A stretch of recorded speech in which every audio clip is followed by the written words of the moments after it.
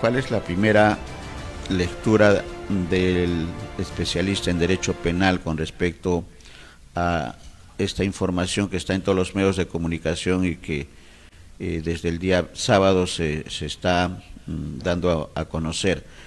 Una colaboradora, a ver, para ser más preciso, es una postulante a colaboradora eficaz, es el caso de Karelyn López. ¿Esa es correcta la lectura, Andy? Sí, en efecto, tal como lo acabas de mencionar, Néstor, nos encontramos frente al inicio del procedimiento de una persona que se somete al procedimiento de colaboración eficaz, que naturalmente se origina a raíz de la declaración vertida ante la Fiscalía competente, en este caso en específico la Fiscalía de Lavado de Activos, y que va a seguir todavía todo un procedimiento, sobre todo de corroboración, a efectos de que esta declaración sea homologada posteriormente ante el juez respectivo.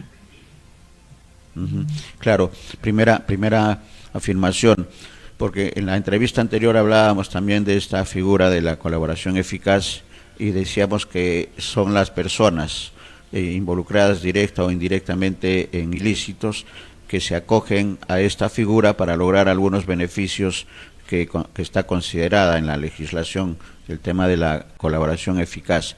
Y en el caso concreto de Karelyn López, Andy, que es una postulante porque todavía no ha sido declarada colaboradora eficaz y que trascienda a los medios de comunicación, en este caso a un medio, El Comercio, que es el que se ha encargado de dar a conocer cómo queda primero la situación de postulante de la persona, de Karelyn López. Aquí hay dos aspectos que analizar, Néstor, en relación a la versión que se ha filtrado precisamente al diario El Comercio. El primero de ellos tiene que ver con el ámbito legal de la reserva de la investigación. Tratándose de una colaboración eficaz, es evidente que la reserva debe de resguardarla en principio el fiscal y aquellos que participan de esta diligencia, cosa que por lo visto no se ha cumplido, puesto que si no la prensa no tendría acceso a ella. Eso en primer lugar.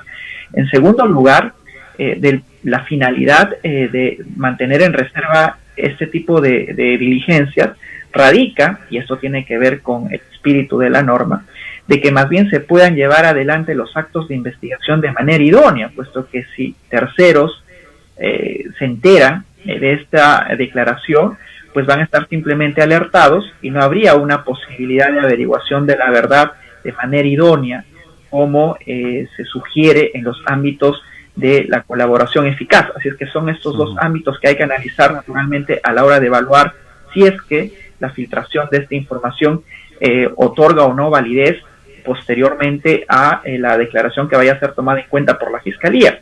Pero hay algo también que decir al respecto, y es que el solo hecho de la filtración o del conocimiento que se tenga de esta declaración de por sí no invalida la misma. Ya tenemos experiencias previas, como por ejemplo en todos los casos que ha llevado adelante el equipo especial Lavallato, se han filtrado algunas declaraciones, pero no obstante al finalizar el procedimiento de corroboración han sido muchas de ellas homologadas por un juez. Así es que el solo hecho de la filtración tampoco es que invalide esta pertinencia probatoria en cuanto a la imputación o a la misma finalización del procedimiento ante el juez competente. Correcto, una segunda precisión, ¿no? O sea, no invalida el que haya trascendido a los medios, no invalida los testimonios, porque estos además van a ser cruzados seguramente por el Ministerio Público para la corroboración, como bien señala Sandy. Entonces, el proceso continúa, queda encaminado. Y el que haya trascendido la información que delito se ha cometido, si es que hay delito, y dos, cuáles serían las sanciones a quienes han filtrado esa información, que no va a afectar, como bien señalas, al proceso en sí. Habría que ver, en principio, si las normas resguardan de manera efectiva la reserva de la investigación y dentro de la normativa procesal se resguarda precisamente esta reserva de la investigación. No existe al día de hoy un delito en sí que sancione la filtración de este tipo de informaciones, más allá de las consecuencias administrativas que puedan ocasionar. Es más, en el caso, por ejemplo, de Keiko Fujimori, ante la filtración de informaciones, simplemente los abogados presentaron quejas ante la propia institución contralora del Poder Judicial, del Ministerio Público, así como ante la Junta Nacional de Justicia, y que siguen un procedimiento administrativo. Así es que de por sí no existe una sanción penal en cuanto a la filtración de esta información.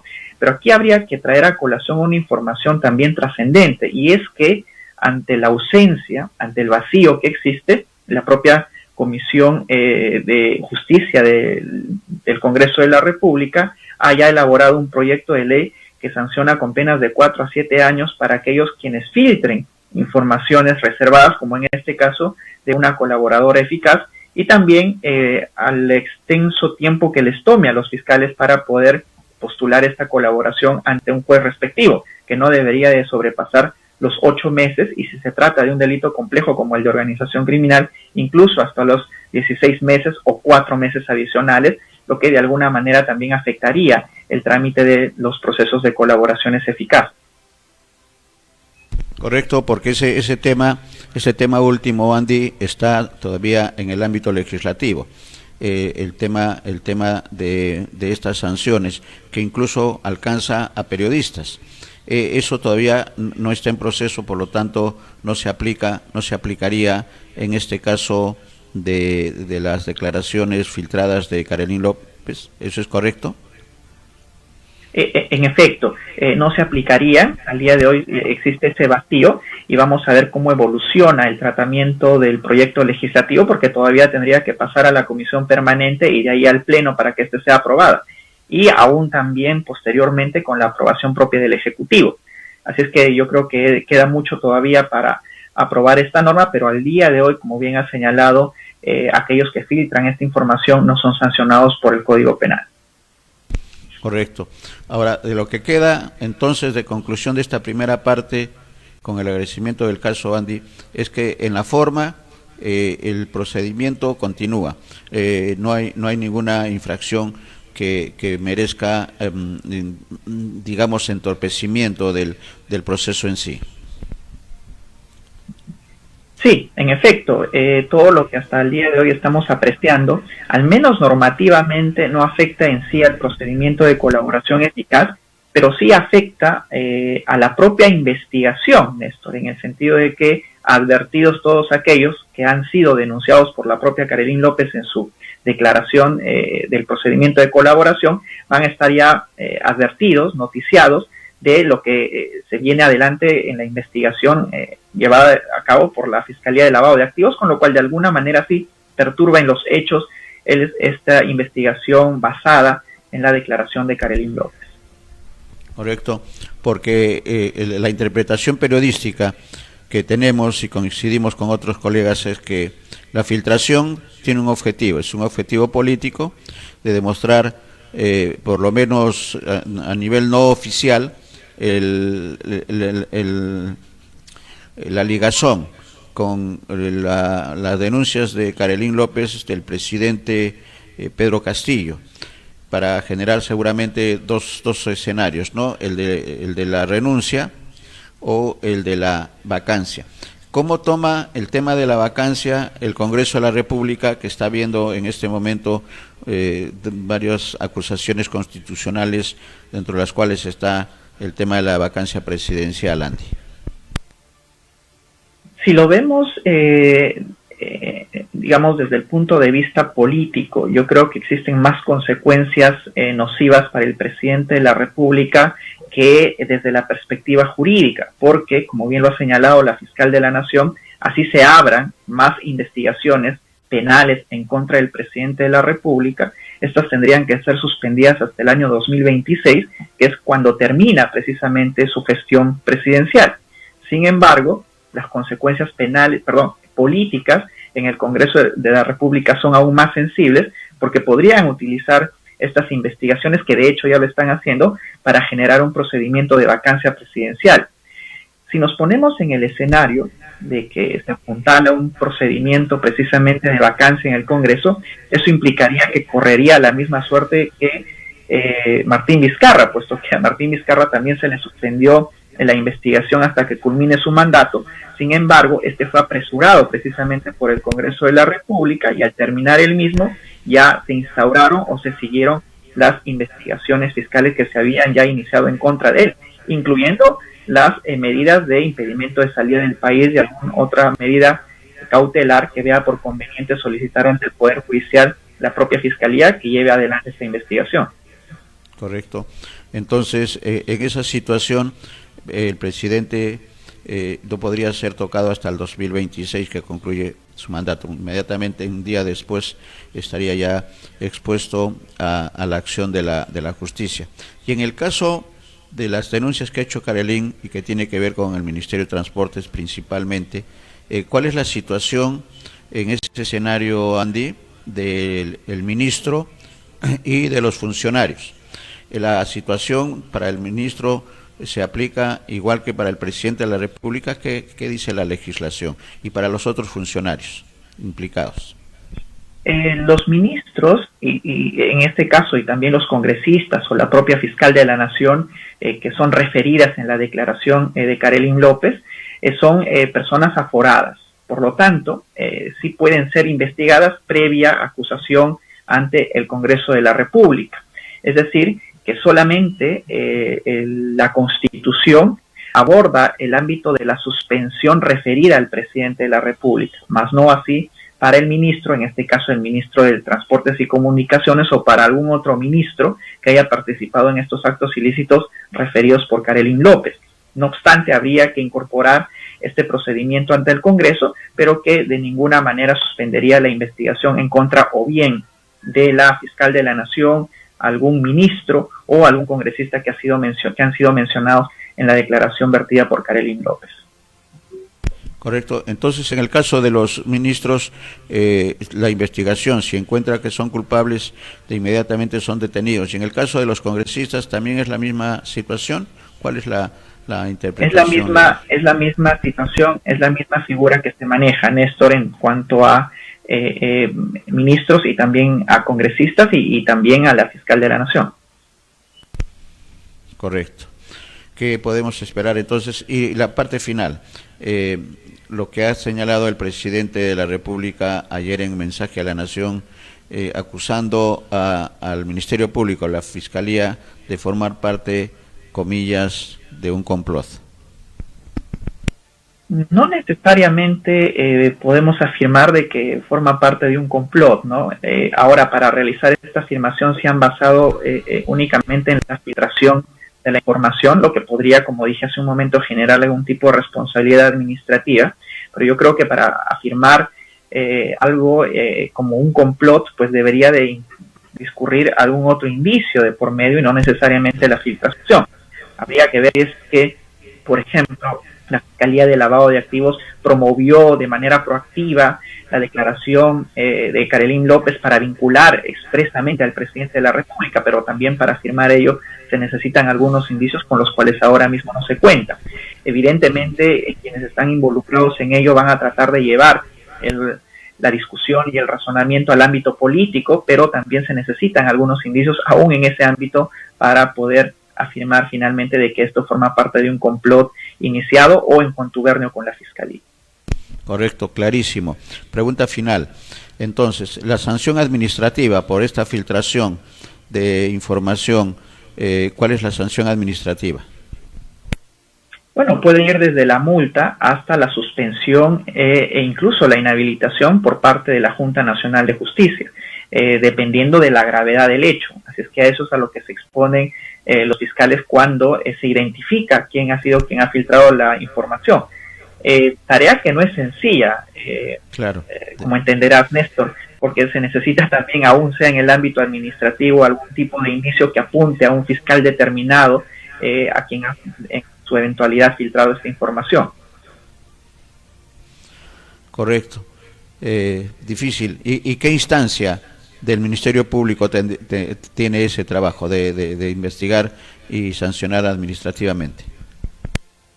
Existe un órgano contralor interno en el Ministerio Público y también existe la Junta Nacional de Justicia. ambos desde sus competencias pueden apuntalar un procedimiento administrativo en contra de, en este caso, el fiscal o la fiscal que en su oportunidad filtró esta información. Perfecto. La preocupación principal, más que saber quién filtró, es saber finalmente el proceso de investigación de la Fiscalía para pasar inmediatamente al Poder Judicial. Y el Poder Judicial, considerando los antecedentes de juicios por lavado de activos que tiene la Fiscalía, ¿ingresa a la fila o puede tener un proceso acelerado? Pues si es que hablamos en rigor del presidente de la República, tendría más bien un procedimiento muy lento, ¿no? Porque tendríamos que esperar hasta el 2026. En el ámbito estricto de la corroboración o para que estas investigaciones pasen al Poder Judicial, yo creo que va a tomar algún tiempo, puesto que las imputaciones vertidas por Karelyn López abarcan una multiplicidad de actores y también de instituciones, ¿no? Desde el presidente de la República, ministros, empresarios, unos otros funcionarios públicos que cada uno va a tener que responder en sus ámbitos dentro de los hechos que son investigados. Y también debemos de tener en cuenta de que no es la única investigación que lleva adelante la de lavado de activos, la Fiscalía de Lavado de Activos, sino que existen otras también que están caminando paralelamente en las Fiscalías especializadas anticorrupción, así como en la propia Fiscalía de la Nación. Puesto que también hay que mencionar que el día de ayer en la entrevista sostenida en un canal dominical a la fiscal de la Nación, ella dijo de que en rigor no se ha suspendido la investigación, sino que se están llevando adelante actos de investigación, con lo cual ya no sabemos exactamente si debemos de hacer caso a su disposición inicial de suspensión hasta el 2026 o simplemente para salir del paso manifestó de que no obstante algunas actuaciones urgentes se están llevando adelante en contra del presidente. Correcto. Clarísimo, clarísimo, Andy.